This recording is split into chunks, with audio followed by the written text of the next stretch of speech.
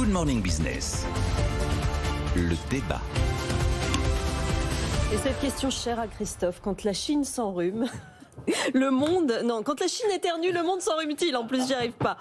Oui, évidemment, quand vous avez la deuxième économie du monde qui marque un signe de ralentissement, alors on va redonner le chiffre du troisième trimestre. On rappelle que c'est un chiffre qui vient du Bureau national des statistiques de Pékin. Ouais. Donc on accorde la confiance que l'on veut accorder à ce type de données. On attendait un consensus à 5,2% et on tombe à 4,9%. C'est donc le niveau le plus bas depuis un an. Quand vous avez la deuxième économie du monde qui ralentit, il est évident que ça peut avoir qu'un effet négatif sur les autres pays qui fonctionnent avec ce pays-là. Vous avez 300 millions de Chinois qui ont un pouvoir totalement similaire à celui des Occidentaux. Il est évident que si la demande chinoise ralentit, pas d'ailleurs que des consommateurs, mais la demande chinoise globale, ça a forcément un impact sur nos exportations. Et si l'investissement chinois recule, ça a forcément un impact sur les autres économies. Après, on se rend compte que la Chine a un effet d'ores et déjà visible sur les devises asiatiques. C'est-à-dire qu'il serait à peu près cohérent, compte tenu qu'il y a un ralentissement de l'économie chinoise, que la Banque populaire de Chine, la Banque centrale, laisse délicatement baisser le yuan, qui est aujourd'hui à des niveaux très élevés, mais donc forcément les devises des pays voisins, qui sont très dépendantes de celles de la Chine, reculeront. Et on a d'ailleurs vu le dollar australien, qui perd depuis le début de l'année plus de 6% par rapport au yuan, et plus de 5% par rapport au dollar. Et il y a une inquiétude déjà palpable des entreprises européennes. Quand vous prenez le dernier rapport de la Chambre de commerce européenne en Chine, il compare la Chine à un avion et il considère qu'avec ce qui se passe en Chine et le ralentissement chinois, il redoute d'être relégué de la classe affaires à la classe éco en tant qu'entreprise européenne. Et c'est un marché qui est évidemment très important. Et puis on sait qu'on a une sino-dépendance pour pas mal de secteurs. Les semi-conducteurs, on en a beaucoup parlé, les molécules pharmaceutiques aussi, les panneaux solaires, les batteries. Donc il n'y a aucun problème pour dire que si la Chine ralentit vraiment, on en verra les effets. Jean-Marc Daniel. Non, je ne crois pas qu'on en voit quelque effet que ce soit.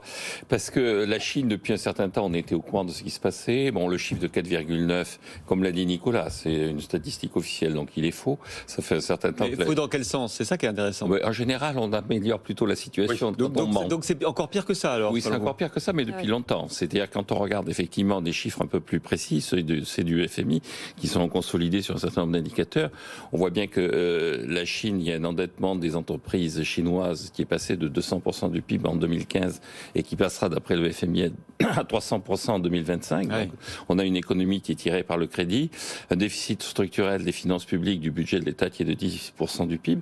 Donc, on a une économie qui vit à crédit. On le sait depuis longtemps. Donc, la conséquence, c'est que vous avez un déficit de la balance des paiements courants ou un équilibre juste de la balance des paiements courants qui arrive. Et ça, tout ça, on le sait depuis longtemps. C'est-à-dire que c'est normal. C'est-à-dire, la Chine, finalement, ça aurait été le modèle de la destruction créatrice de Schumpeter, mais avec un déphasage. La destruction, c'était Mao.